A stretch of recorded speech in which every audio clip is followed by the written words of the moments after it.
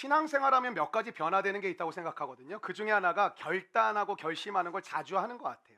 그러니까 우리가 이제 설교 끝나고 찬양하고 기도하는 시간도 사실은 결단의 기도 또 결심의 기도의 시간을 우리가 함께 보내게 되는데, 근데 이 결단하는 건 좋은데 결단을 할 때 여러분 마음 가운데 어떤 분들은 결단을 더 이상 하지 않는 분들도 계신 것 같아요. 왜냐하면 너무 많은 결단하고 너무 많은 결심의 시간을 보냈는데 삶이 안 바뀌는 거죠. 그리고 내가 그 결심한 대로 또 결단한 대로 살아가지 못하는 모습이 너무 많다 보니까 여러분의 삶 가운데 결심과 결단조차도 실망해 버린 분들이 적지 않은 것 같습니다. 왜 그러냐면 결심한 것과 현실의 차이가 너무 크다라는 것이죠. 난 이렇게 되기 위하여 결심하고 결단하고 하나님 앞에 눈물로 기도하고 부르짖었는데 오늘 내가 처한 현실을 보면 그 갭이 너무나도 벌어지다 보니까 이렇게 신앙생활을 또 포기해 가시는 분들도 계신 것 같더라고요. 뭐 결심하면 다이어트 아니겠습니까? 올해 지금 다이어트 하고 계시는 분 아무도 모르게 거의 다 하고 계시죠? 예. 저도 아무도 모르게 하고 있습니다. 근데 결심과 현실의 차이가 있다라는 거죠. 그러니까 저희 교회도 이제 다 친밀한 사람들은 다 삶을 얘기해요. 저 내일부터 다이어트야. 알고 싶지 않은데 자꾸 얘기를 해줘요. 그러니까 이제 지나가지고 물어봐요. 물어봐가지고 하다가 또 뭘 먹고 있는 거예요. 왜 먹어? 그랬더니 뭐 늘 하는 말이 거예요. 탄수화물만 안 먹으면 살 안 찝니다. 맛있게 먹으면 0칼로리, 말도 안 되는 거지 같은 소리를 하죠. 그리고 계속 먹는 거죠. 결심은 결심이고 현실은 현실이라는 것이 믿음이 사라지고 있는 시간이라는 거 아십니까? 여러분 마음 가운데 결심은 결심이고 현실은 현실이라는 마음을 자연스럽게 받아들이신 분들 계시죠. 여러분의 믿음이 지금 사라지고 있는 시간이에요. 여러분 우리는 결심하고 결단하는 존재이고 그 결단과 결심을 하나님의 은혜와 돌보심과 인도하심 속에 현실이 되어가는 것을 얻게 되는 축복의 사람들이 되시기를 주의 이름으로 축원합니다. 그러니까 이런 거죠. 우리가 은혜 받아보신 분들은 은혜가 지속됐으면 좋겠고 또 이 받았던 충만한 이 사랑이 더 성장하면 좋겠다라는 생각을 하는데, 오늘 주제가 뭐냐면 은혜가 더 성장하는 방법이 뭐냐. 그러면 은혜가 지속되고 더 성장할 수 있는 방법이 뭐냐. 많이 들으셨잖아요. 신앙은 단거리 경주가 아니다. 어찌 보면 마라톤하고 비슷한데 마라톤보다도 더하죠. 마라톤 42.19 뛰면 끝나는데 평생에 달려가는 경주니까 쉽지 않죠. 평생 경주하다가 마지막에 승리하는 거, 그게 신앙생활입니다. 따라해 주실게요. 평생 경주하다가 마지막에 승리하는 거, 그게 지금 저와 여러분이 하고 있는 신앙생활의 특징입니다. 그게 뭐 핵심이죠. 우리가 평생 경주하는 삶을 사는데 마지막에 승리하는 거, 그게 신앙생활입니다. 저는 요즘 참 보면서 안타까운 게 우리 교회도 신실한 장로님들 계신데 방황하는 장년들이 너무너무 많다라는 거예요. 권사님들, 장로님들, 집사님들, 성도님들 교회 20년, 30년 막 충성하고 봉사하고 애쓰고 기도하고 뭐 틈만 나면 기도하고 틈만 나면 말씀 보고, 예전 기도원도 참 많이 다녔었거든요. 기도하고 나라와 민족을 위해 부르짖고, 저도 기도원 좀 다녔었거든요. 삼각산 이런 데, 청계산 이런 금요일 날 가면 자리가 없었어요. 기도할 자리가 없었어요. 여러분 영하 10도에도 기도원 가면은, 기도원 다녀보신 분들은 알아요. 김장비닐 하나 줍니다. 그걸로 뭘 하나 봤더니 뒤집어 쓰라는 거예요. 너무 웃기잖아요. 그거 뒤집어 쓴다고 뭐가 따뜻하겠어요. 근데 그 복사열이 생겨가지고 눈밭 위에서 기도하잖아요. 눈이 다 녹아 있어요. 아무도 안 믿으시죠. 안 해보셔가지고. 눈 오면 해보세요. 전 너무 안타까운 게 청년들이 방황한 건 그렇다 치고 뭐 그것도 잘 용납이 안 되지만 장년들이 방황하고 있는 분이 너무너무 많은 거예요. 그것도 왕년에 정말 헌신 좀 하셨다는 분들, 희생 좀 하셨다는 분들이 그냥 주일 예배조차 그냥 간신히 가서 앉아있다고 돌아오는 분들이 너무너무 많은 거예요. 그리고 맨날 하는 말은 30년 전 이야기, 10년 전 이야기, 나 그때 나 이렇게 했다고 그거 얘기하는 분들 되게 많거든요. 이런 신앙생활에 가면은 유혹이 되게 많습니다. 그 유혹은 뭘까요? 포기하게 하는 거예요. 여러분의 삶의 중도, 여러분 나가 떨어지게 만드는 것이죠. 방해하는 것들, 상처들, 이런 것 되게 많습니다. 핵심은 무엇이냐? 완주하는 것인 줄로 믿습니다. 여러분 옆사람에 인사하시까 완주합시다.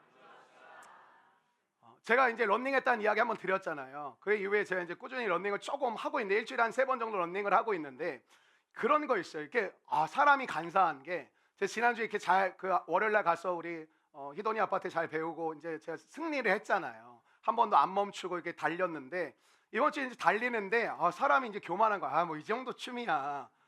이게 사람입니다. 근데 제가 느낀 게 있어요. 이 런닝은 특별히 뭐 장거리도 아니지만 6km가 뭐 5km, 6km가 장거리도 아니지만 단거리 경주인 5km, 6km를 뛸 때도 내가 결승점에 들어가는 순간까지 긴장을 놓으면 여러분 그 들어간다고 보장이 안 되더라고요. 어제 뛰었거든요. 그리고 그저께도 뛰었거든요. 지난주에도 성공했거든요. 너무 이제 좀 익숙하게 달릴 수 있다고 생각이 되는데 내 마음을 놓아버리니까 갑자기 호흡이 안 되는 거예요. 그리고 갑자기 막 다리가 엉키더라고요. 그러면서 이게 막 멈출 듯 멈추지 않듯 막 이러다가 막 간신히 갔거든요. 그래서 느꼈어요. 아, 우리의 인생의 경주라는 것이 내가 너무 잘하고 너무 잘 해내더라도 내가 결국에는 끝까지 들어가지 못하면 의미가 없는 거구나. 여러분의 신앙이 멈춤에 계신 분도 혹시 계시지 않습니까? 저 여러분의 신앙이 오늘 멈춤에서 해방되기를 주의 이름으로 축원합니다. 그만 왔다 갔다 하시죠. 이제 나아가셔야죠. 멈춤도 그만두시고 왔다 갔다도 그만두시고 이제 인생에 여러분의 결단하셔서 앞으로 달려갈 수 있는 귀한 믿음의 백성 되시기를 주의 이름으로 축원합니다. 그럼 오늘 말씀이 이거예요. 은혜가 지속되는 방법이 뭐고 은혜가 더 성장해가는 방법이 뭐냐, 세 가지로 한번 오늘 나눠보고 싶은데 1절, 2절, 3절을 한 절씩 제가 이제 여러분에게 나눠드리면서 갔으면 좋겠어요. 이게 한번 따라해 주시죠. 제거하라. 뭐 영어 잘하시니까 remove. 따라해 주세요. remove. 네. remove, 제거하라는 게 첫 번째 주시는 메시지. 그러니까 더 성장하기 위해서는, 더 은혜가 지속되기 위해서는 우리 가운데 첫 번째 행해야 될 것이 있는데 제거하라는 거예요. 제거하라. 1절 말씀 한번 같이 읽어보실까요? 1절 말씀입니다. 시작. 이러므로 우리에게 구름같이 둘러싼 허다한 증인들이 있으니 인내로서 우리 앞에 당한 경주를, 우리의 믿음이 성장하기 위해서는 한번 따라 읽을까요? 벗어버려야 할 것을 벗어버리자. 여러분 지금 여러분의 발목을 잡고 있는 게 있다는 것입니다. 여러분이 앞으로 가려고 하는데, 믿음으로 성장하려고 하는데 여러분의 발목을 잡고 있는 것들이 있다는 것이죠. 여러분 믿음이 좋아진다는 게 뭔지 아세요? 여러분을 막을 수 없게 되는 삶을 사는 거예요. 사람도 여러분을 묶죠. 돈도 여러분을 묶죠. 환경과 상황과 시대적 문화와 여러 가지들이, 지식이, 경험이 여러분의 발을 묶습니다. 근데 여러분 믿음으로 성장한다는 건 여러분을 묶고 있는 힘이 있잖아요. 근데 내가 그거를 끊어낼 수 있는 힘이 없으니까 묶여 있는 거잖아요. 근데 내가 이거를 끊어낼 수 있는 힘이 있으면 어떻죠? 얽어 매이지 않는다라는 거죠. 그러니까 오늘 우리가 묶여 있는 이유는 간단해요. 여러분을 발목을 딱 잡고 있는 그 무언가, 그게 환경이든 상황이든 사람이든 돈이든 간에 여러분의 마음을 옥죄고 여러분의 마음을 불안케 하고 여러분의 마음 가운데 두려움을 주는 그 무언가가 있잖아요. 그럼 여러분이 그거를 자유롭게 끊어내야 되는데 끊어지지 않는 이유가 뭘까요? 내가 이것보다 힘이 약한 거예요. 끊어지지 않는 거죠. 매여져 있는 것이지. 여러분 자기 자신은 압니다. 뭐냐면 지금 내가 왜 앞으로 못 나가고 있는지를 여러분 압니다. 여러분의 신앙이, 여러분의 믿음 생활이 왜 앞으로 못 나가고 있는지는 저는 여러분이 알고 계시다고 생각합니다. 또 전진하게 못하게 만든 게 뭔지, 나를 묶고 있는 게 뭔지 알고 있어요. 그럼 오늘 우리는 집중해야 될 게 더 이상 알려고 하는 게 아니라 끊어버리는 것에 집중하셔야 됩니다. 저는 오늘 예배 가운데 하나님이 여러분을 자유케 하시기를 축원합니다. 여러분 키에르케고르라는 철학자 들어보셨죠? 이 사람이 덴마크 철학자인데 이 사람이 이 교회에 대해서 관심이 되게 많았습니다. 왜냐하면 철학자들이 일단 교회에 관심이 없거든요. 그렇죠, 철학가? 네. 기적의 철학가예요. 철학가는 아닌데, 네. 철학을 사랑하는 자매인데, 철학하는 사람은 일단 죄송합니다, 또라이입니다. 제정신으로 할 수 있는 학문이 아닙니다. 저도 서양 철학, 동양 철학 조금 공부해봤습니다. 말 같지 않은 소리 하고 다니잖아요. 이렇게 사색하면서 뭐 모든 길에 길이 있지. 이거 누가 못 만납니까? 그러고 돈 받는 사람 너무 부러워요. 근데 이 덴마크의 철학자 키에르케고르가 왜 교회에 관심이 많았냐면 목사 아들로 태어났어요. 그러니까 이분이 어떤 우화들을 굉장히 많이 써냈거든요. 근데 그 우화가 교회를 빗댄 우화가 되게 많았어요. 그 중에 한 가지, 여러분 제가 미리 깔고 얘기할게요. 재미없는 얘기예요. 그래서 왜 재미없냐고 반항의 눈빛을 쳐다보지 마세요. 재미없는 얘기, 철학자가 얘기한 이야기예요. 재미없겠죠? 네. 3명 고맙습니다. 3명 앞에 앉아주세요. 다음 주부터 헌금위원 뒤에 앉으라 그러고 앞에 앉아주세요. 오리 나라가 있었대. 오리 나라가 있었는데 목사 오리도 있고 성도 오리도 있고 매 주일마다 성도 오리들이 뒤뚱뒤뚱 교회에 들어가더라는 거예요. 목사 오리도 오리니까 뒤뚱뒤뚱 들어갔죠. 가가지고 이제 막 뒤뚱거리면서 찬양하고, 뭐 이제 걔는 바운스가 있잖아요. 뒤뚱하니까 막 찬양하고 기도도 하고, 오리 담임 목사님 나오셔가지고 설교를 하는 거예요. 뭐라고 하냐면, 우리 성도 여러분, 하나님께서는 우리에게 날개를 주셨습니다. 얘기하는 거예요. 날라고 주셨습니다. 이 목사님 설교 준비 안 했어요. 날개를 씌웠습니다. 날라고 씌웠습니다. 이게 말 같은 소리입니까? 우리는 날아야 합니다. 이게 막 우리 성도들한테 얘기하는, 독수리처럼 하늘을 날 수 있습니다. 이렇게 얘기했어요. 그 누구도 우리가 나는 것을 막을 자가 없습니다. 있는데, 독수리도 있고 많이 있는데, 날개는 날기 위해서 주신 하나님의 선물입니다. 우리나라 목사님들 한국교회 목사님 같았어요. 아멘이십니까 했어요. 아멘이십니까? 그러니까 우리 그 성도들이 아멘 꾀꾀 뭐 했다는 거예요. 그러고 예배가 끝난 다음에 어떻게 갔을까요? 뒤뚱뒤뚱 걸어갔다라는 거예요. 이해가 안 되신 분들은 팀 모임에 물어보세요. 무슨 얘기였냐고. 여러분, 이게 썰렁한 얘기인데, 이 우화를, 이 키에르케고르는 뭘 보면서 썼냐면 당시 덴마크 교회의 모습을 보면서 썼어요. 교회에 들어오면 날 수 있습니다. 할 수 있습니다. 하나님이 은혜를 주십니다. 당신은 존귀한 자녀입니다. 하나님이 당신을 통해 놀라운 계획을 가지고 있습니다. 아멘, 아멘, 아멘 하는데 교회 밖에 나가서 생활하는 성도들의 모습을 보니까 전혀 믿지 않는다는 거예요. 여러분, 이게 우리의 모습 아닙니까?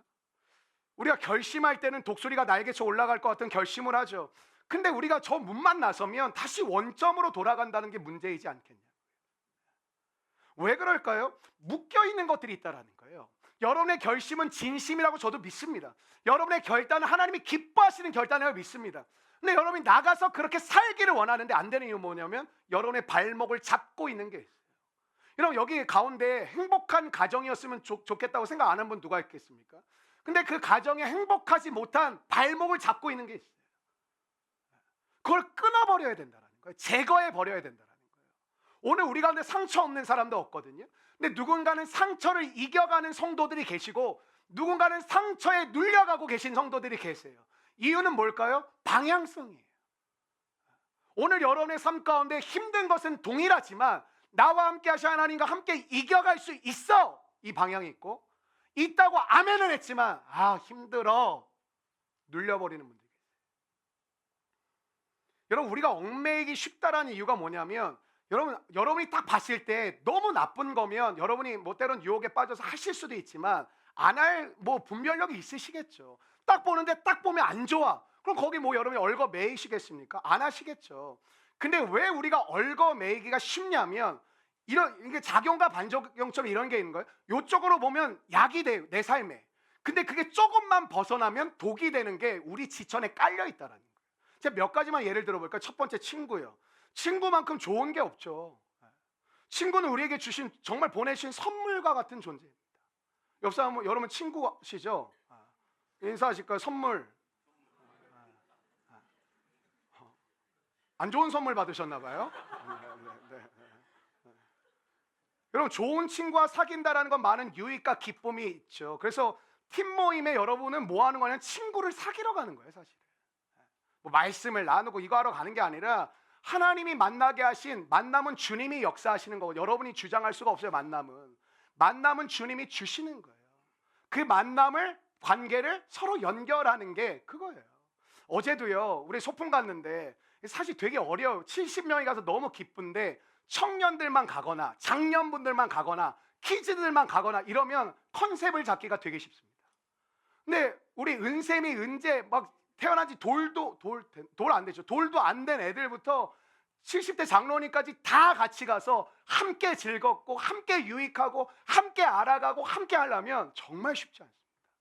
여러분, 우리 선교공대 간사님들이요, 그 철원의 한탄강 그 물리길을 이미 답사를 갔다 왔고요.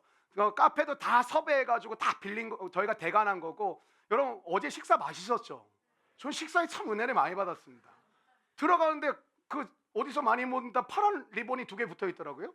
그 블루 리본 집을 예약 잘 안 해주거든요. 근데 우리 유진 간사가 협박을 했는지 총을 쐈는지 어떻게 했더라고요. 그래서 나 깜짝 놀랐어요. 여기 블루 리본 집이야? 그랬더니 네, 목사님, 그러는 거예요. 여기 예약 어떻게 했어? 그냥 했는데요? 이러더라고요. 항상 퉁명스러워. 잘했어. 그래서. 근데 여러분, 친구가 독이 될 때도 있어요. 친구 때문에 예배 못 오는 사람, 특별히 남자친구, 여자친구에 매여가지고 못 나오는 사람, 선교 못 가는 사람, 또 함께 어울리지 못하는 사람. 여러분, 부부 외에는, 부부도 좀 그렇게 안 친하잖아요. 그러니까 여러분, 주일날은 각자가 서로 교제할 수 있는 교제권을 인정해 주세요. 뭐 여러분 꼭 주일만 되면 엄청 친한 척하고 꼭 같이 가고 막 뭐 평상시에는 같이 붙어 있지도 않으면서 교회만 오면 뭐 맨날 같이 있고 남편 제발 쪼지 말고 자유롭게 좀 놔두세요. 우리 남자들 우리 여행 갑시다. 월차 내세요 월요일 날. 우리끼리 한번 가봅시다. 설교를 해야 되는데. 네. 그럼 뭐 인터넷 마찬가지잖아요. 얼마나 우리에게 유익하면 설교 준비하기가 옛날 목사님에 비하면 엄청 유익하고 쉬워졌어요. 근데 물론 뭐 책 보고 이런 거는 우리가 직접 해야 되는 거지만 자료 찾고 이런 것들이 굉장히 유익해졌어요. 근데 여러분 아시잖아요. 인터넷에 여러분의 삶에 독이 되는 게 어마어마하게 많이 들어있다는 거. 여러분 제발 쇼츠 보면서 인생을 낭비하지 마세요. 보세요. 그 똥 쌀 때만. 그 외에는 보지 마세요. 여러분 우리 교회 모든 성도들이 저는 새벽의 사람이 되기를 주의 이름으로 축원합니다. 근데 여러분이 저는 또 하나가 있어요. 숙면을 취하기를 바랍니다. 잠을 잘 주무셨으면 좋겠어요. 다 잘 주무시나 보네요. 네. 시편 127편을 보니까 뭐라고요? 하나님께서 그의 사랑하신 자에게 뭐를 주신다고요? 그래서 설교 시간에도 주무시는 분들이 계세요. 하나님 너무 사랑해. 지나치게 편해. 안 일어나. 근데 기가 막히게 축도 때 일어나. 그럼 뭐예요? 의지적으로 안 듣는다는 거죠. 여러분 잠을 잘 자는 사람 되시기를 바라요. 그리고 새벽에 벌떡 일어날 수 있는 믿음의 사람 되시기를 축원합니다. 새벽의 사람이 되는 것은 새벽 싸움을 하는 게 아닙니다. 여러분이 새벽에 일어나기로 결단한 건 새벽의 싸움이 아니에요. 뭐예요? 밤의 싸움, 저녁의 싸움. 저녁과 밤의 싸움에 밀리면 다음 날은 미래잖아요. 미래의 첫 시간은 빼앗기게 돼 있어요. 전날에 여러분의 현실의 저녁과 밤 시간을 여러분이 지배하고 다스려야 다음 날 첫 시간인 새벽 시간, 아침 시간을 여러분이 주도할 수 있어요. 그러니까 여러분 이게 좋게 말하면 저녁 싸움이지만 하루 종일의 시간을 어떻게 보내느냐에 따라서 다음 날 여러분의 삶의 시작이 어떻게 되는지 알겠죠. 여러분 이제 특세 얼마 안 남았는데 여러분 집에서 좀 워밍업 좀 하고 계세요. 5시 45분에 일어나지 마시고 뭐 이렇게 일어나서 묵상도 하시고 해보세요. 근데 제가 이렇게 해보니까 저녁 9시 이후에 야식 먹으면 새벽에 일어날 그 확률이 5% 정도밖에 안 됩니다. 배탈 나서 일어나는 경우에는 못 일어납니다. 여러분 진짜예요. 오늘 집에 가셔서 11시쯤 드시고 내일 새벽에 알람 맞아 눈이 안 떠져요. 근데 여러분 한 6시부터 안 드시면 배고파서 일어납니다. 그럼 낮에 아무리 피곤해도 그래서 처음에 힘들지만 한 2주 정도는 낮잠을 꼭 주무시면 안 돼요. 낮에 낮잠을 자면 밤에 잠이 안 오는 건 여러분 그 순리예요. 근데 저 이런 분 봤어요. 낮에 낮잠을 7시간 주무시던 청년이 계셨어요. 그 나한테 와서 불면증이라고 기도해달라는 거예요. 야 너는 미국에 살고 있는 거야 지금. 여러분 힘들어도 하루 이틀 참으면 이겨가기 시작한. 여러분 결단한다고 딱 되는 게 아니라 결단은 여러분 스스로가 하나님 안에서 스타트 지점을 그은 거예요. 시작점을 그었다고요. 그럼 이제 여러분 시작점에 서셨잖아요. 그때부터 여러분 모든 게 잘 되겠습니까? 부딪혀가고 싸워가고 만들어갈 때 여러분의 삶의 점진적인 변화의 역사가 일어나게 되실 줄로 믿습니다. 여러분 새벽의 사람이 되려면 제거해야 될 건 밤의 시간이고 저녁의 시간. 여러분 믿음의 성장을 위해서는 제거해야 될 것을 철저하게 제거하는 모습이 있어야 한다는 것이죠. 여러분 우리가 날아오를 때 가장 장애가 되는 것은 과거의 상처들입니다. 과거의 상처가 우리를 찌르고 우리를 묶어둘 때가 너무너무 많죠. 실패해 보셨잖아요. 그리고 실수도 많이 해보셨을 거고 상처가 있지 않습니까? 마귀는 과거의 상처를 계속해서 기억나게 하고 정죄합니다. 기억나게 하고 잘못했다고 얘기합니다. 계속 기억나게 만들고 공격해서 결국은 오늘 여러분의 손과 발을 다 묶어버리길 원합니다. 그러니까 과거를 공격하는 이유는 과거에 매이게 만드는 게 아니라 과거를 공격하는 이유는 오늘 여러분의 삶을 다 묶어버리는 것이 목적이에요. 저는 이러한 것들이 오늘 예배 가운데 정말 주님의 보혈로 씻김을 받으시고 회복되는 은혜가 저와 여러분에게 일어나기를 주의 이름으로 축원합니다. 여러분 상처 받았던 사람은 바울만큼 상처 받았던 사람도 없죠. 그래서 사실 예수 전하면 자기 생각이 있으면 예수 전할 수 있습니까? 예수 믿는 사람 죽였어, 박해했어, 핍박했어, 폭행했어. 그랬던 삶의 일상을 보냈던 사람이 갑자기 내가 예수님 믿었다고 예수님을 전하고자 하면 그거 누가 받아들이겠냐고, 누가 믿겠냐고. 여러분 아마 바울은 은혜를 받아도 묶여 있을 가능성이 높았던 사람이에요. 저와 여러분처럼. 은혜는 받았지만 끊임없이 여러분 머릿속에 떠오르는 것은 과거의 상처, 과거의 실패, 과거의 실수. 결국에 저와 여러분의 삶이 은혜를 받았지만 은혜를 받으면 어떻게 해요? 그냥 아무것도 못하고 은혜가 다 빠져나갈 때까지 가만히 있다가 또 은혜를 좀 채웠다가 또 빠져나간다. 근데 바울이 그 과거의 상처를 넘어설 수 있었던 방법이 빌립보서 3장 13절 14절에 나오는데 한번 자막을 통해 같이 읽어보실까요? 시작.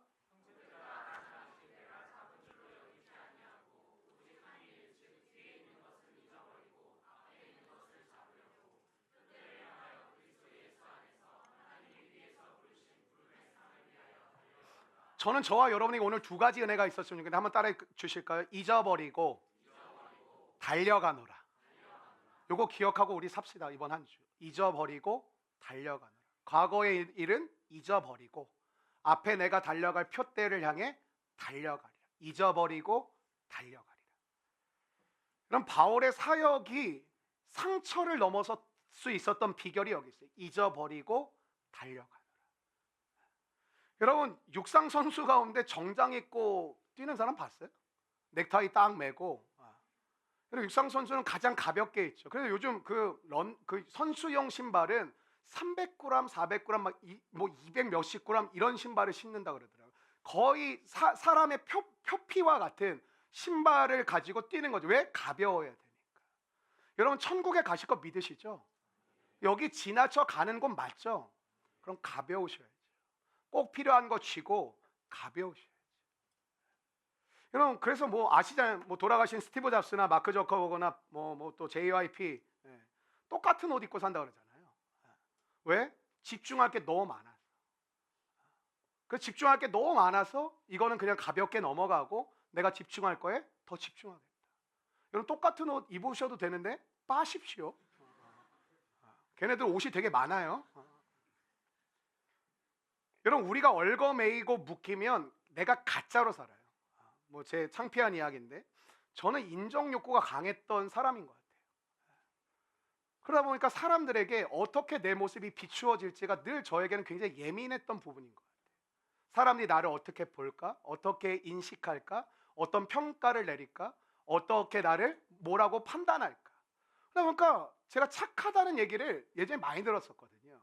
근데 그게 다 진심이 아닌 건 아니었지만 대부분은 내 안에 인정받고자 하는 마음이 있어요. 여러분 그 작은 마음 하나가 나를 얽어매니까 어떻게 되는지 아세요? 가짜로 살아요. 사람들이 인정해주는 잠깐의 순간이 딱 지나가면 기쁜 거 하나도 없어요. 즐거운 거 하나도 없어요. 야, 너 되게 착하다. 야, 너 되게 멋지다. 야, 어떻게 그렇게 할 수 있어? 그 얘기 듣는 잠깐의 3초, 5초 시간 딱 지나가면 하나도 기쁘지 않고 하나도 즐겁지 않고 하나도 행복하지 않아요. 중독인 거죠. 계속해요. 그 잠깐의 그 소리를 듣고 싶어요. 뭐예요? 가짜로 사는 거예요. 도제형이 아니에요. 그건 하나님이 지으신 내가 아니에요. 내가 아닌 내가 원하는 나의 모습을 그려놓고 작은 하나의 마음, 인정받고 싶다는 그 하나의 마음을 가지고 얽어매여 있으니까 가짜로 사는 거예요. 그러니까 하나님께서 우리의 삶 가운데 필요한 게 무엇이냐? 너를 얽어매고 있는 것들을 제거하라. 끊어버려라. 그럴 때 너의 삶 가운데 은혜가 지속될 것이고 더 성장하는 은혜가 우리 가운데 일어나게 된다라는 거예요. 여러분 우리 교회는 오늘 이 말씀이 굉장히 중요한 본문이라고 저는 담임 목사로서 판단하는. 왜냐하면 우리 교회는 오셔가지고 은혜를 받아보신 분들이 꽤 많습니다. 근데 그 다음 싸움이 뭐냐? 그 은혜를 지속할 수 있느냐? 그 은혜를 더 뛰어넘어 더 성장할 수 있느냐? 요게 안 되면 교회 처음 오셔가지고 행복하고 천국 가고 난리를 치다가 어느 순간 되면 싹 사라집니다. 여러분 은혜와 믿음은 유지하라고 주신 게 아니라 성장하여 더 놀라운 걸 누리라고 주셨습니다. 오늘 저와 여러분이 지속할 뿐만 아니라 여러분 성장할 수 있는 은혜의 세계로 나아가기 위하여 여러분 불필요한 것들을 제거하시고, 그건 여러분이 판단하는 게 아니라 예배하는 가운데 여러분의 마음에 감동이나 찔림이나 말씀의 지혜나 지식이나 여러분의 마음 가운데 깨달음으로 주실 것입니다. 그것들을 끊어내버리는 은혜의 역사가 있기를 축원합니다. 두 번째 한번 따라해 주실까요? Remember. 따라해 주실까요? 기억하라. 그러니까 뭘 기억하냐면 예수님을 기억하라는 것이고 예수님이 주실 상급을 기억하라는 거예요. 상급은 쉽게 이야기하면 상을 주신다는 거예요. 상을. 2절 말씀 한번 같이 읽어보실까요? 2절 말씀입니다. 시작. 믿음의 주여 또 온전하게 하시는 이인 예수를 바라보자. 부끄러움을 개의치 아니하시더니 여러분, 예수님은 기쁨을 위하여 십자가를 참으셨다 그럽니다. 왜 참으셨냐? 앞으로 예수님께 주어질 상급을 기대함으로 오늘의 십자가 고통을 참아냈다는 거예요. 사람은 소망이 없으면 인내력이라는 걸 찾아볼 수가 없습니다. 소망이 있어야 인내와 절제가 가능해집니다. 근데 여러분의 삶에 소망이 없으면 인내할 필요도 없고 절제할 것도 모릅니다. 여러분, 우리가 하나님부터 상급을 받을 것입니다. 아멘이시죠? 꽤 죄송합니다. 네.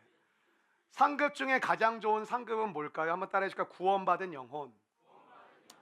저는 살면서 가장 기뻤던 게 뭘까 이런 묵상해 봤던 적 여러 번 있는데, 제가 지금도 마음의 양심에 손을 얹고 제가 생각하면 지금도 변함없이 생각하는 건 하나의 결론이에요. 전 이 말 들었을 때 제일 행복했습니다. 목사님 때문에 예수 믿고 구원받게 됐습니다. 목사님 때문에 우리 가정이 회복됐습니다. 목사님 때문에 제 인생이 변화되었습니다. 여러분, 뭐 아시는 분 아시는데, 제가 저희 교회 성경 공부를 주로 제가 이제 담당을 하고 있습니다. 우리 이제 간사님들도 앞으로 이제 할 건데, 제가 이제 주로 담당하고 우리 예술 간사 또 이제 우리 은채자매 담당하고 있는데, 제가 이제 화요일 저녁, 수요일 오전, 수요일 저녁, 목요일 오전, 목요일 저녁에 조이풀 아카데미, 그리고 토요일 오전, 주일 오전 이렇게 7타임을 섬기고 있습니다. 7타임을 섬기는데, 때로는 보통 제가 하면 1년 정도의 시간을 하다 보니까 이게 쉽지가 않을 때가 있습니다. 왜냐하면 고정된 시간이 1년 동안 바뀌지 않는 스케줄로 간다라는 게, 제가 그걸 유동적으로 바꿀 수가 없잖아요. 그러니까 제가 거기 딱 매이기 때문에 때로는 시간 쓰는 거에 대해서 어려울 때가 있습니다. 뭐 고난주간 특별 새벽 집회 말씀을 준비해야 된다든지, 2차 탄자니아는 이제 선교 이제 본격적으로 가까이 오면 막 준비해 가야 되는데, 그런 시즌이라든지 막 뭐가 몰아쳐 올 때는 이렇게 시간을 조정해야 되는데, 딱 정해진 시간을 제가 소화해 간다라는 게 때로는 굉장히 어렵습니다. 금요일 날 또 금요 성령 집회 있죠. 주일 날 또 주일 예배 있죠. 근데 제가 이거 하면서 때로 어렵고 힘들 때가 있는데, 뭐 힘들다는 생각 많이 안 하는데, 근데 왜 이걸 계속하고 있냐면, 이번 주 수요일 날 우리 인혁 형제가 이제 마무리 이제 수료하게 됐는데, 수료하는데 거의 1년 동안 했어요. 1년 동안 했는데, 인혁 형제를 처음 만나서 시작했을 때 얼굴 표정, 받아들이는 믿음의 태도, 믿음의 상태, 믿음의 레벨, 믿음의 위치, 저는 이제 분석을 하죠. 한 달이 지나고 3개월이 지나고 5개월이 지나고 7개월이 지나고 9개월이 지나고 10개월이 지나고 1년이 다 되었을 때, 그럼 그건 저만 보입니다. 아내도 잘 모를 겁니다. 저만 보입니다. 근데 제가 변한 게 아니라 인혁 형제가 변했어요. 제가 좋아진 게 아니라 인혁 형제가 좋아졌어요. 근데 죄송해요 이런 표현 써서 미쳐버릴 것 같아요. 그래서 내가 또 이러고 있어요. 누구 할까? 조심하세요. 누구 할까? 알아맞혀 보세요. 딩동. 네. 그래서 그 타임에 또 우리 집사님 한 분이 하시기로 결정이 됐어요. 화요일 날 이번 주 아마 우리 요한 형제하고 서현 자매 아마 마지막 시간이 될 것 같은데, 쟤네들만 온다면. 네. 근데 그 시간도 그 다음 또 2명이 예정되어 있어요. 그래서 제가 거의 시간도 맞춰드립니다. 새롭게 시작하는 우리 또 형제자매는 목사님 퇴근이 늦어서 한 9시쯤 해야 될 것 같아. 괜찮다. 하자. 여러분, 그런 거 경험해 보셨어요? 내가 아닌 누가 나로 인해 변하는데 그것 때문에 여러분의 마음이 터져버릴 것 같아요. 여러분, 예수 믿으면서 가장 큰 상급과 기쁨이 그거예요. 집사님, 간사님 때문에 내 삶이 바뀌었어요. 그때 저 위해서 이렇게 기도해 주는데 그게 저한테 진짜 큰 위로가 됐어요. 집사님 그때 저한테 주신 그 정말 사랑 어린 그 조언의 말이 정말 저에게 큰 힘이 됐어요. 여러분, 지금까지 예수 믿고 몇십 년 믿은 거 다 버리고 이런 말 들어보신 적 있으세요? 이게 예수님 믿고 얻을 수 있는 가장 큰 상급과 상급은 곧 기쁨이거든요. 상 받는데 뭐 싫어할 사람 누가 있겠어요? 가장 큰 기쁨인데, 이 고백 들어보셨어요? 그리고 그것이 최신 버전이 언제이신가요? 여러분, 우리 신앙의 즐거움은 그게 계속 업데이트되는 거예요. 여러분이 기도해 주는데 그 사람의 마음이 너무 큰 위로를 받았대. 여러분과 만나가지고 식사하면서 나눴던 그 대화의 몇 마디, 뭐 1시간, 2시간의 시간이 정말 그 사람의 큰 위로가 되었대요. 여러분, 그런 말 들어보셨냐고요? 여러분, 신앙생활하고 있는 우리의 삶 가운데 가장 큰 상급은 영혼이 구원을 받는 거예요. 그걸 제가 여러분에게 풀어드린다면, 여러분의 신앙생활의 행적 속에 여러분의 귓가에 들려지는 소리가, 나 당신 때문에 예수 믿고 구원받게 됐어요. 나 당신 때문에 우리 가정이 변화됐어요. 나 당신 때문에 내 인생이 바뀌었어요. 내 자녀가 바뀌었습니다. 내 미래가 바뀌었습니다. 이런, 그건 목회자, 목사나 전사님이나 선교사님들만 듣는 이야기가 아니라 예수를 믿는 모든 자들에게 주시는 가장 큰 상급, 영혼이 구원받는 것. 여러분의 귓가에 들려지는 세상이 줄 수 없는 기쁨, 세상이 줄 수 없는 평안, 그건 뭐예요? 하나님이 주시는 것이죠. 근데 그 중에서도 가장 큰 거, 그거는 하나님이 여러분을 통해 일하셨던 증거. 난 저 집사님이 밥 잘 사줘서 굉장히 좋은 거죠. 나눔을 잘 해주시니까. 난 저 집사님이 얼굴이 편안해 보이셔서 좋아. 난 저 집사님이, 저 형제가 성격이 너무 좋아서 좋아. 좋은 이야기죠. 근데 여러분의 삶에 여러분이 믿고 있는 예수 때문에 한 영혼이 살고 한 영혼이 살아나는 그 소식을 들어보셨습니까? 그게 우리 교회식으로 얘기하면 사람을 살리고 사람을 세우는 교회예요. 여러분 때문에 사람이 살아나는 이야기, 여러분 때문에 사람이 세워지는 이야기, 그게 오늘 본문에서 이야기하는 예수 그리스도께서 우리에게 주시는 가장 큰 상급. 그것은 사업의 성공도 아니고 직장의 승진도 아니고 여러분 삶의 부귀영화도 아니고 여러분 한 사람을 통해 지옥 백성이 천국으로 인도함을 받는 영혼의 구원. 그 소리를 들어보셨냐고요. 여러분, 사도 바울도 이렇게 얘기합니다. 데살로니가전서 2장 19절 자막을 통해 같이 읽어보실까요? 시작. 우리의 소망이나 기쁨이나 자랑의 면류관이 그가 강림하실 때에 우리 주 예수 앞에. 그러므로 여러분이 예수 믿으면서 가장 큰 상관은 뭐냐? 여러분을 통해 영혼이 구원되어집니다. 여러분, 이 기쁨 모르면 신앙은 더 이상 성장하지는 않습니다. 그럼 여러분 무서워집니다. 여러분이 신앙생활을 문화적으로 합니다. 그럼 여러분 삶의 본질이 아니라 비본질의 목을 맵니다. 본질은 뭐죠? 하나님과 관계되어 있는 거. 근데 비본질은 뭐죠? 사람과 관계되어 있는 거. 여러분 삶의 본질이 없으면 사람이 보기에, 사람이 판단할, 사람이 평가할 그것밖에 남지 않습니다. 그럼 어떻게 살까요? 가짜로 살겠죠. 그럼 어떤 분은 그냥 예수 믿고 뭐 사랑하면 되지, 목사님 뭐 우리가 유치하게 무슨 상급바라고 믿음 생활한 건 좀 유치한 거 아닙니까? 아닙니다.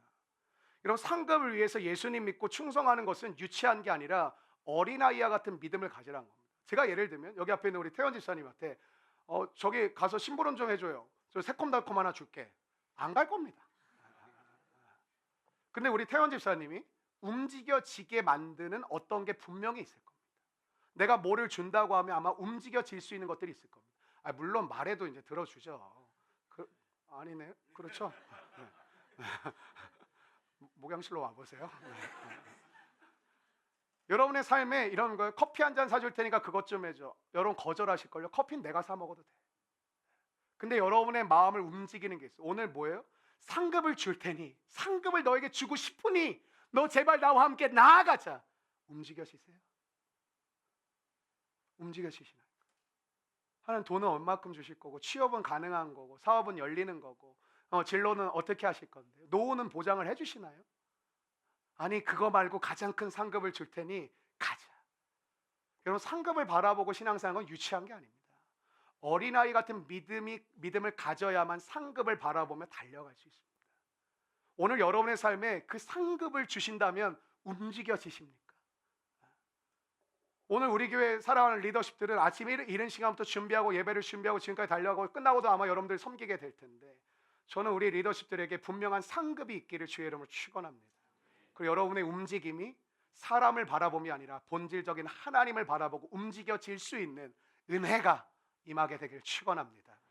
여러분 잘 아시는 찬양이 오늘 설교 찬양이기도 한데 주님 다시 오실 때까지는 찬양 혹시 아세요? 아시죠? 고용원 선교사님이라는 분이 이제 요거를 작사 작곡을 하셨는데 가사 중에 한 줄이 이렇습니다. 나의 가는 이 길 끝에서 나는 주님을 보리라. 한번 잘 생각해 보세요. 나의 가는 이 길 끝에서 나는 주님을 보리라. 전 이게 제 목회의 소망이기도 합니다. 무슨 말이냐? 저는 우리 모든 성도들이 우리가 지금 예배의 길, 사명의 길을 걸어가고 있잖아요. 나의 가는 이 길 끝에서 저와 여러분이 나는 주님을 보리라. 이 고백이 현실이 되기를 간절히 소망합니다. 여러분 성공이라는 것을 우리가 목매달고 있는데 성공이라는 것은 끝까지 성공해야 성공입니다. 여러분이 이른 나이에 30대, 20대 때 성공했습니다. 40대 때 쪽박 찼습니다. 그게 성공입니까? 여러분 성공이라는 것을 너무 단편적으로 생각하지 마세요. 성공은 끝까지 성공의 자리에 있어야 성공인 거예요. 근데 우리는 어떤 위치, 어떤 물질의 얼마만큼의 양, 어떤 성과, 어떤 성취, 그걸 성공의 척도로 바라보죠. 무식한 겁니다. 여러분 성공은 끝까지 성공의 자리에 있어야 성공한 거예요. 예를 들면 제가 지금까지 열정적으로 40대 한 중반까지 목회를 해왔는데 50대 때 완전 나가리 됐어. 뭔 의미가 있겠습니까? 왕년에 여러분 신앙은 오늘이 제일 중요합니다. 여러분이 과거에 어떤 사역을 하셨던 어떤 성경 공부를 하셨던 어떤 훈련을 받아서 존중합니다. 그래서 오늘은요? 그 오늘을 위한 거여야 되지 않겠습니까? 과거에 기도 많이 했고 말씀 많이 받고 교회에서 안 해본 거 없고 다 순종했고 좋습니다. 오늘은요? 한번 따라해 주실까요? 오늘은요? 여러분 아무리 길이 힘들고 어렵다 할지라도 그 길 끝에서 예수님을 만날 수 있다면 그거 좋은 길 아닙니까? 근데 아무리 나이스하고 아무리 멋지고 아무리 평탄한 길일지라도 나의 가는 이 길 끝에서 나는 마귀를 보리라. 그 길 걸어가고 싶으세요? 여러분 기억하세요. 나의 가는 이 길 끝에서 여러분은 무엇을 보기를 기대하고 계십니까? 나의 가는 이 길 끝에 주님이 계시기 때문에 저는 이게 힘이 되는 거야. 오늘 버티고 있는 거야.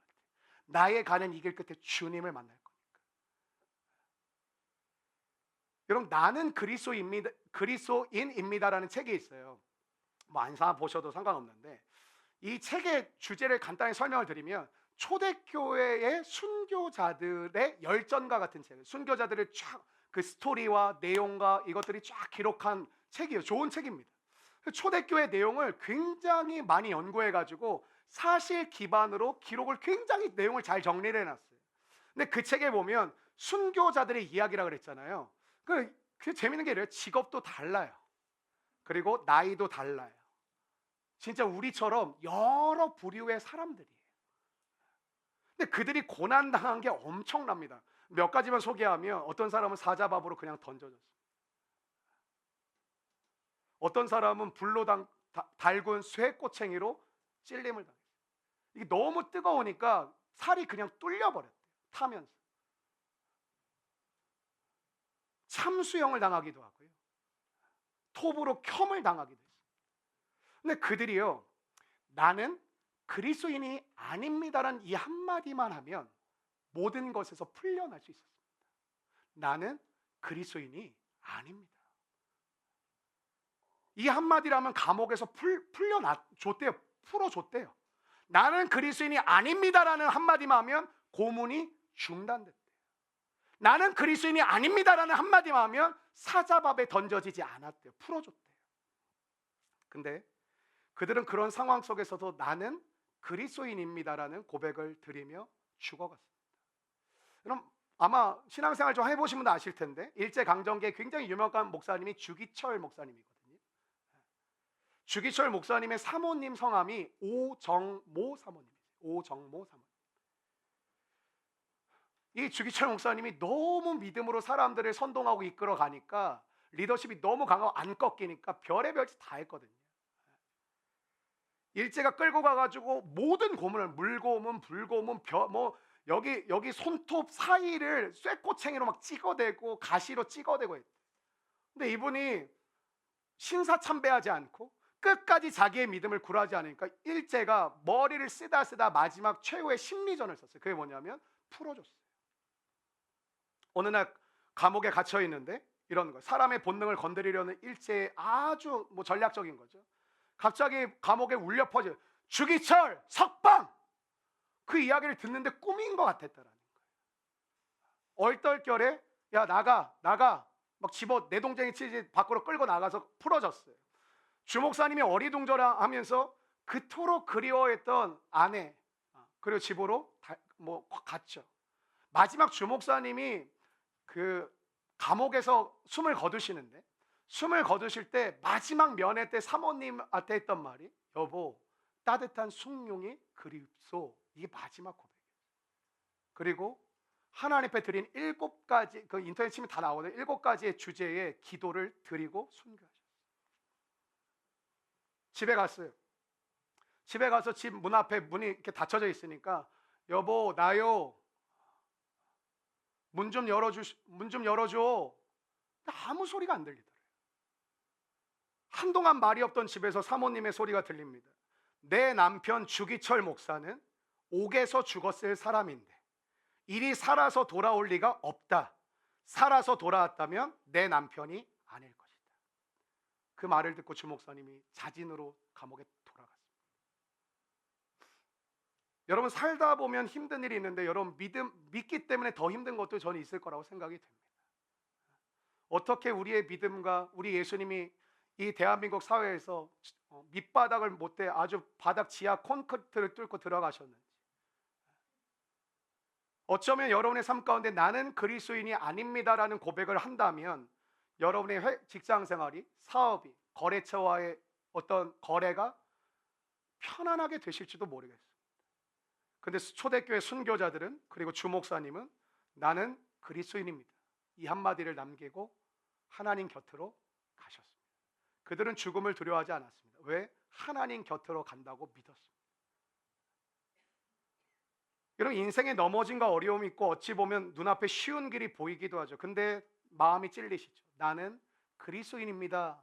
이것만 없으면 내가 좀 더 편할 것 같아요. 이것만 없으면 내가 조금 더 여기서 저 올라갈 수 있을 것 같아. 내가 이것만 좀 유두리 있게 하면 내가 좀 불편하지 않을 것 같은데. 여러분 나는 그리스도입니다라는 고백은 여러분이 걸어가시는 그 길 끝에 계신 예수님이 보여야 이 고백을 드릴 수 있습니다. 왜 우리가 넘어지지 않는 거죠? 이 길 끝에 계신 주님을 보기 때문에.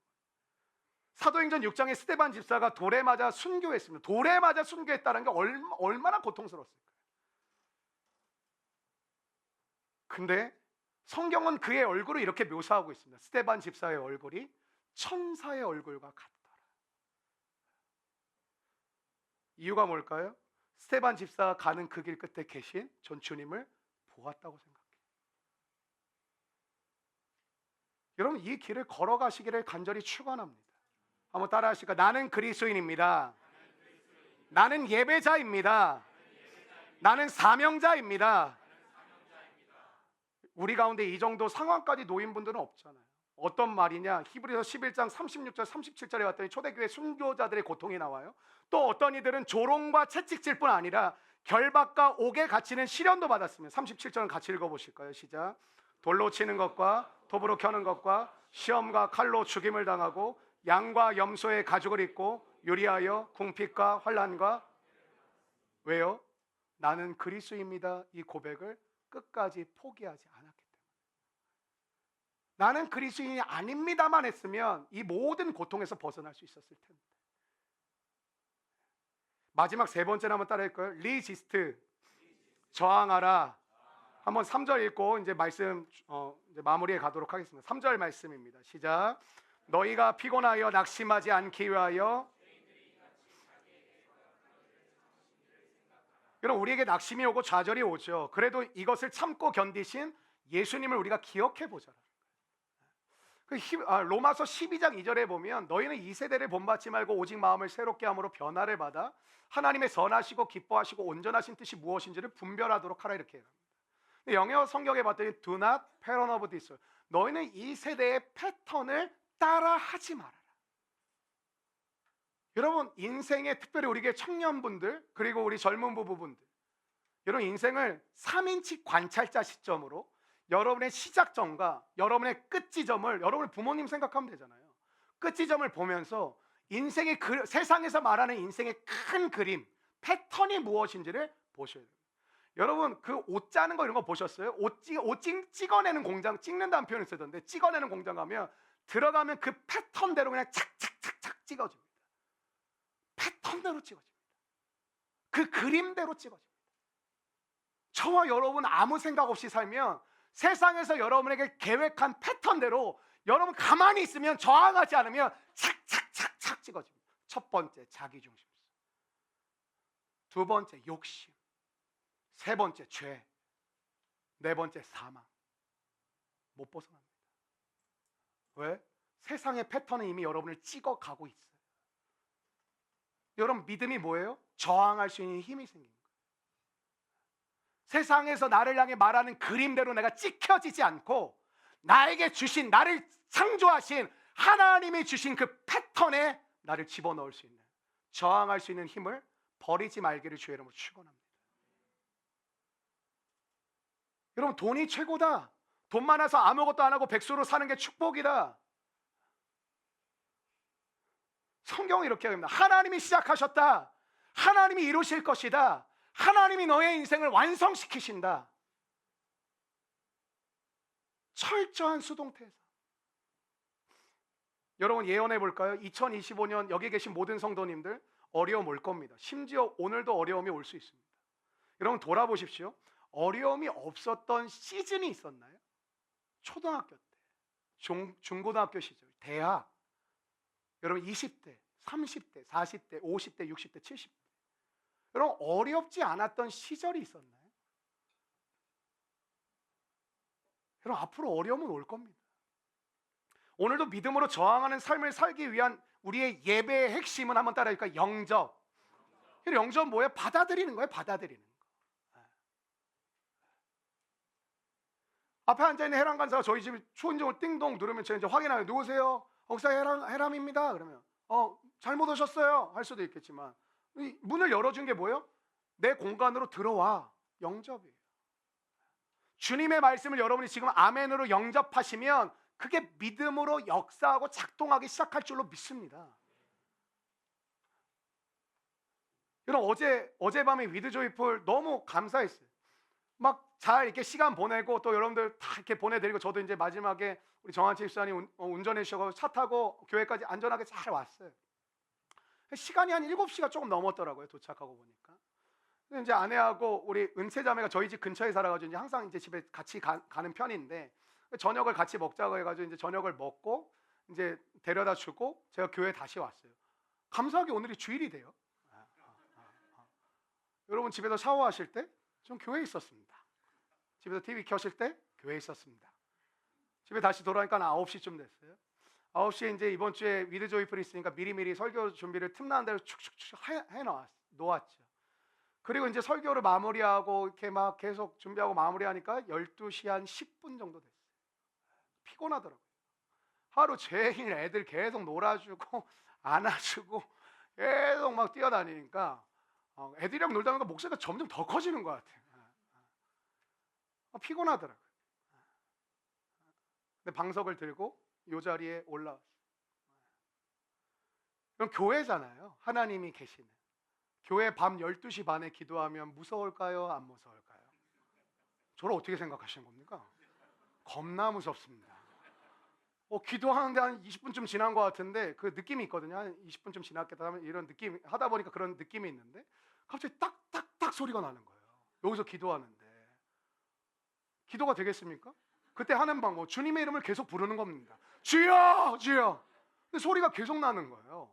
너무 무서워가지고 이렇게 눈을 이렇게 떠도 되는데 뭐 이렇게 떴어요. 근데 알고 봤더니 내 옷에서 나는 소리였더라고요. 12시 반에 와요. 기도해봅시다. 어떤지. 기도를 12시 반부터 이제 쭉 해가는데 끝나니까 한 1시 반쯤 됐어요. 집에 가고 싶었어요, 사실. 집에 가고 싶었고 좀 쉬고 싶었고 피곤하고 또 뭐 이유는 많죠. 내일 또 컨디션 조절도 해야 되고 또 뭐 아침에 성경 회의도 해야 되고 끝나고 성경 공부해야 되고 또 컨펌 해야 되고 또 설교해야 되고 끝나고 또 오늘 성도들 만나서 또 교제하고 해야 되니까 뭐 컨디션 관리해야지. 근데 저는 저항했어요. 전 뭘 믿냐면 하나님이 이 시간 운행하심을 믿어요. 근데 어떻게 운행하시냐면 그분을 사랑하는 자를 통해 일하실 것을 믿어요. 그분을 신뢰하는 자를 통해 역사하실 것을 믿어요. 여러분 직장 가면 답답하죠. 그 직장에 하나님이 찾고 계신 사람이 있어요. 하나님의 마음을 가지고 움직여 줄 수 있는 사람. 갈라디아서 6장 9절 읽고 이제 말씀 정리하겠습니다. 갈라디아서 6장 9절입니다. 시작. 우리가 선을 행하되 낙심하지 말지니. 근데 여러분 이 말씀 많이 읽어보실 때 되게 이상하지 않아요? 우리가 선을 행하되, 선을 행하는데 왜 낙심해요? 선은 좋은 거잖아요. 근데 선을 행할 때도 낙심할 수 있다는 거예요. 근데 뭐라 그래요? 포기하지 아니하면, 포기하지 않는 건 뭐예요? 저항하는 거예요. 여러분 교회 사역, 또 여러분 섬기는 거, 성경 공부하는 거 늘 행복하지만은 않습니다. 힘들 때도 있고 제 개인의 어려움이 있을 때도 있습니다. 근데 여러분 선을 행할 때도 포기하지 말래. 저항하래. 여러분 믿음이 자전거와 똑같아요. 안 밟으면 자빠져요. 자전거라니까요. 믿음은 밟으면 밟을수록 가요. 근데 믿음은 페달을 놓으면 자빠져요.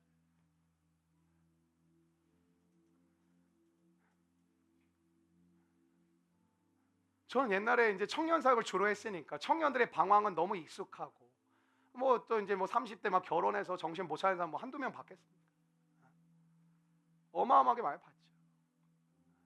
장년들의 방황이 저한테 충격이었어요.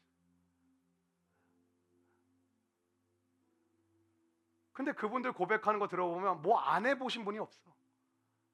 열정적으로 어떤 시간을 안 보내보신 분이 없어. 근데 보니까 지속이 안 돼. 성장이 안 돼. 어떤 분은 5년, 어떤 분은 10년, 어떤 분은 15년, 어떤 분은 20년, 어떤 분은 30년 자신의 삶에 예수님에 미쳐가지고 사람 살리고 사람 세운 일에 온몸을 갈아 던진 분들이 우리 교회도 많아요. 근데 여러분 친구들 아시죠? 지금 주일 예배도 간신히 가는 분, 심지어 교회 안 다니는 사람 되게 많으시죠? 그분들이 전도해요. 뭐 하러 가냐? 그래도 그만큼 했는데 모르겠냐? 뭐 하러 다녀? 피곤하게. 아유, 가서 사람들 말 많고 피곤해. 아유, 지겨워. 여러분 뭐 믿고 계신 거예요? 여러분 성경에 보니까 바울과 베드로와 제자들은 자신의 목숨을 내어놓기까지를 걸었어요. 그럴 수 있다고 믿었어요. 내가 예수를 믿고 따라가면 내 목숨까지도 내어놓아야 될 수 있다고 받아들였어요. 우리는 조금만 기분 나쁘면 못 받아요. 조금만 열받으면 기분, 조금만 마음 상하면 못 받아요. 조금만 나랑 다르면 못 받아요. 여러분 정말 우리가 십자가 지고 갈 수 있겠습니까? 우리에게 주신 방법이 오늘 말씀이에요. 사랑하는 아들아, 사랑하는 딸아, 더 성장해 가자. 더 성장해 가자. 내가 너에게 준 은혜를 더 지속해 가자. 제거하세요. 기억하세요. 그리고 저항하십시오. 하나님께서 이번 한 주 여러분의 삶 가운데 살아있는 믿음을 주시기를 간절히 축원합니다.